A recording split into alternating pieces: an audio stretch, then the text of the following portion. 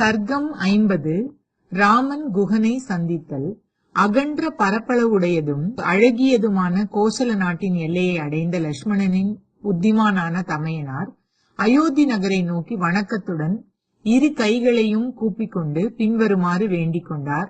தலை சிறந்த பட்டணமே, காக்குத்தர்களால் பரிபாலிக்கப்படுபவளே, உன்னை ரட்சித்துக் கொண்டு உன்னிடம் குடிகொண்டிருக்கும் தெய்வங்களிடமிருந்தும் உன்னிடமிருந்தும் நான் விடை கோருகிறேன். வனவாச காலக்கெடு முடிந்து உலகாளும் மன்னரை கடனற்றவராக ஆக்கி தாயுடன் தந்தையுடனும் சேர்ந்து கொண்டு மீண்டும் உன்னை பார்ப்பேன். பின்னர் செவ்வரி படர்ந்த மனம் கவர் கண்களை கொண்ட ராமன் வலது கையை தூக்கி மனம் வருந்தி நீர் நிறைந்த கண்களுடன் கிராமப்புற மக்களை பார்த்து பின்வருமாறு கூறினார். என் விஷயத்தில் தேவையான அளவு இரக்கமும் தயவும் காட்டிவிட்டீர்கள். இனிமேலும் தொடர்ந்து துக்கப்பட்டு கொண்டிருப்பது நல்லதல்ல. திரும்பி சென்று உங்கள் வேலைகளை கவனியுங்கள். மகாத்மாவான அவரை தலை தாழ்த்தி வணங்கி வலம் வந்து மன உருக்கத்துடன் அழுது புலம்பிக் கொண்டு ஆங்காங்கே நின்றபடியே இருந்தனர். பின்னர் அவரிடமிருந்து விடை பெற்று பிரிய மனமில்லாமல் அழுது கொண்டே இருந்த அவர்கள் கண்ணில் படாத தூரத்திற்கு வெகு விரைவாக சென்று பொழுது சாயும் வேளை சூரியனைப் போல ராமன் மறைந்து போனார். இதன் பிறகு ஆண் புலியாகிய அவர் தேரில் இருந்தவாறே தனதானிய செழிப்பு உடையதும் கொடை வள்ளல்களான நன்மக்களை கொண்டதும் எதனிடமிருந்தும் எக்காலத்திலும் அச்சப்படாததும் அழகிய தேவாலயங்களும் வேள்விச்சாலை தூண்களும் நிறைந்ததும் நந்தவனங்கள் மாந்தோப்புகள் உடையதும் நீர் நிரம்பிய தடாகங்களை கொண்டதும் மன ஆரோக்கியமும் உடல் ஆரோக்கியமும் உடைய மக்கள் நிரம்பியதும் இடையர்கள் பசுக்கூட்டங்கள் நிறைந்ததும் பிற மன்னர்களிடமிருந்து நன்றாக பாதுகாக்கப்பட்டதும் வேத கோஷங்கள் எப்போதும் ஒலித்துக் கொண்டிருப்பதுமான கோசல நாட்டை கடந்து சென்றார். மனமகிழ்ச்சி அளிப்பதும் செழிப்புள்ளதும் அழகிய நந்தவனங்கள் நிறைந்ததும் மன்னர்களால் சுகபோகங்களுடன் இருப்பதற்கு ஏற்றதுமான நாட்டின் வழியே தைரியசாலிகளில் முதன்மையானவரான ராமன் நேரான பாதையில் சென்றார். பின்னர் ராமன் 3 உலகங்களிலும் பாயும் தெய்வீகமானதும் குளிர்ந்த நீரோட்டமுடையதும் பாசி படர்ந்திராததும் மாமுனிவர்களால் வணங்கப்படுவதுமான புண்ணிய நதியான கங்கையை கண்டார். அதன் கரையருகில் தவச் செல்வர்கள் வாழும் குடில்கள் அந்த பிரதேசத்திற்கே சிறப்பை தந்தன. குதூகலம் பொங்கிய அப்சர பெண்டிர் தூயதான நீர் மடுக்களில் அவ்வப்போது ஜலக்கிரீடை செய்தார்கள். தேவ தானவ கந்தர்வ கிண்ணறர்கள் அவ்விடத்திற்கு வந்து அழகு கூட்டினார்கள். எப்போதும் தூய்மையாக இருந்த அந்த நதியில் நாக கந்தர்வர்களின் மனைவிகள் வந்து நீராடினார்கள். தேவர்கள் விளையாடுவதற்கான நூற்றுக்கணக்கான இடங்கள் இருந்தன. தேவதைகளுக்கான நந்தவனங்கள் இருந்தன. தேவர்களுக்காகவே ஆகாயத்தில் விளங்கிய தேவ பத்மினி என்ற புகழ்பெற்ற தாமரைகள் அந்த நந்தவனங்களில் காணப்பட்டன. பாறைகளில் தண்ணீர் மோதியதால் ஏற்பட்ட பயங்கரமான ஒலி நதியின் கோரமான அட்டகாசத்தை போலிருந்தது. நீரோட்டத்தில் மிதந்த வெண்மையான நுரை அந்த நதியின் வெள்ளிய சிரிப்பை போல இருந்தது. சில இடங்களில் குறுகி கருத்து ஓடுவது பெண்ணின் நீண்ட கூந்தலை போல் இருந்தது. சில இடங்களில் நீர்ச்சுழல்கள் அழகாக காணப்பட்டன. சில இடங்களில் அசைவில்லாமல் ஆழமான தேக்கம் போல் இருந்தது. சில இடங்களில் வெகு வேகமாக ஓடியது. சில இடங்களில் தோல் வாத்தியம் போல் இசையொலி கேட்டது. மற்றும் சில இடங்களில் பயங்கரமான ஒலி கேட்டது. தேவர்கள் கூட்டமாக வந்து அங்கே நீராடினார்கள். சில இடங்களில் ஆம்பல்கள் அடர்த்தியாக பூத்து வனப்பை கூட்டின. சில இடங்களில் விஸ்தாரமாக மணல்வெளி காணப்பட்டது. சில இடங்களில் வளவளப்பான கூழாங்கற்கள் காணப்பட்டன. அன்னங்களும் சாகரச பறவைகளும் சப்தமிட்டு கொண்டிருந்தன. சக்கரவாக பட்சிகள் இடத்தின் அழகை மெருகேற்றின. எப்போதும் களிப்பில் மிதக்கும் பறவைகள் இடைவெளி விட்டு ஆங்காங்கே சப்தமிட்டு கொண்டிருந்தன. சில இடங்களில் அந்த நதியின் கரையில் வசித்திருந்த வரிசையாக வளர்ந்திருந்த மரங்கள் ஒரு மாலை போல அழகு செய்தன. சில இடங்களில் நன்றாக மலர்ந்த நீலோத்பல மலர்களால் நீரோட்டம் காணப்படாததாயிற்று. சில இடங்களில் தாமரை காடுகள் நிறைந்திருந்தன. சில இடங்களில் ஆம்பல்கள் நன்றாக மலர்ந்து அடர்த்தியாக வனப்புடன் இருந்தன. சில இடங்களில் மலர்களின் மகரந்த தாதுக்கள் சிதறி கிடந்ததை காணும்போது காம வெறி கொண்ட ஒரு மங்கையை போல் இருந்தது. அது பாவக்குவியலை போக்கக்கூடியதாக இருந்தது.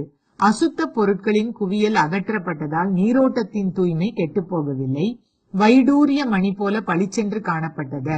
எண் திசை காவலர்களான யானைகளாலும் மதம் கொண்ட உத்தம யானைகளாலும் தேவராஜனின் வாகனத்தை இழுத்து கொண்டு வரும் கர்ஜனைகளுடன் கூடிய யானைகளாலும் நிரம்பிய வன பிரதேசங்களை உடையதும் மிகவும் அக்கறையுடன் அணிகலன்களால் தன்னை அலங்கரித்திருக்கும் நாரிமணியை போன்றும் பழங்கள், புஷ்பங்கள், இலை தளிர்கள், படித்துறைகள், பட்சிகள் சூழ்ந்திருந்தும் சிம்சுமாரம் முதலைகள், சர்ப்பங்கள் வசிப்பதும் சாக்ஷாத் மகாவிஷ்ணுவின் திருவடிகளிலிருந்து உற்பத்தியானதும் தெய்வீகமானதும் பாவமற்றதும் பாவத்தை அழிப்பதும் சகர மன்னர் வம்சத்தில் தோன்றிய பகீரதனுடைய அளவற்ற தப்போபலத்தினால் சங்கர மகாதேவனுடைய சடாமகுடத்திலிருந்து விடப்பட்டதும் கடல் மன்னனின் அரசி போன்றதும் சாரசம், கிரௌஞ்சம் முதலிய பட்சிகளின் இறைச்சல் நிறைந்ததுமான அந்த கங்கை நதியை ஸ்ருங்கி பேரபுரம் என்னும் ஊரின் அருகே பெருந்தோழரான அவர் சென்றடைந்தார். மகாரதனான ராமன் வரிசையாய் அலைகள் மோதி நீர்ச்சுழல்கள் காணப்பட்ட நதியை வணங்கி சுமந்தரரிடம், சாரதி, நாம் இன்று இங்கேயே தங்குவோம் என்று கூறினார். சாரதி ஆற்றின் அருகிலேயே மலர்களும் தளிர்களும் நிறைந்து விளங்கும் மிக பெரிய இந்த புங்க மரத்தின் அடியில் தங்குவோம். தேவ, தானவ, கந்தர்வ, விலங்கு, மானுடர்களால் மிகவும் பூஜித்து கொண்டாடப்படும் நீரை உடையதும் சர்வ மங்களங்களையும் அளிக்கக்கூடியதும் ஆறுகளில் மிக உயர்வானதுமான இந்த கங்கை நதியை ஆற அமர பார்ப்போமாக.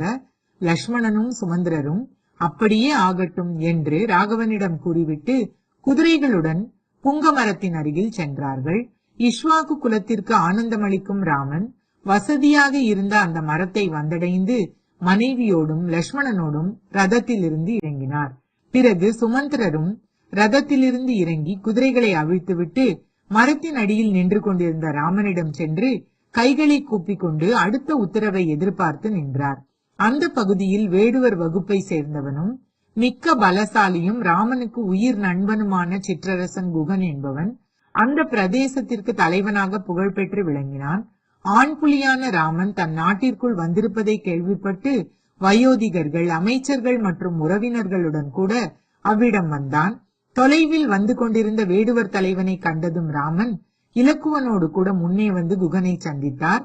தவ கோலத்தில் ராமனை கண்டதும் மிகவும் மனவேதனைப்பட்ட குகன், அயோத்தி எப்படியோ அப்படியே இந்த நாடும் தங்களுடையதே, நான் தங்களுக்கு என்ன சேவை செய்ய வேண்டும் என்று கேட்டான். பெருந்தோழரே, தங்களை போன்ற பாசமுள்ள விருந்தினர் வேறு எவருக்கு கிடைப்பார்? பிறகு விதவிதமான உயர்வகை உணவுப் பொருட்களை கொண்டு வந்து அவருக்கு சமர்ப்பித்தான். உடனே அவருக்கு அர்க்கியம் முதலான உபச்சாரங்கள் செய்து பின்வருமாறு கூறினான். மாவீரரே, தங்களுக்கு நல்வரவு கூறுகின்றேன். இந்த மண்ணுலகம் முழுவதும் தங்களுடையதே. தாங்கள் எஜமானர், நாங்கள் ஏவலர்கள். தாங்கள் இந்த நாட்டை ஏற்றி எங்களுக்கு நல்லாட்சி அருளுங்கள்.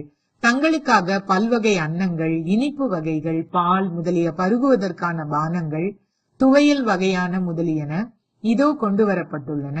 உடலுக்கு சுகம் தரும் நல்ல படுக்கைகளும் குதிரைகளுக்கு தீனியும் கொண்டு வரப்பட்டுள்ளன. இவ்வாறு கூறி முடித்த குகனை பார்த்து ராமன் பதில் சொன்னார்.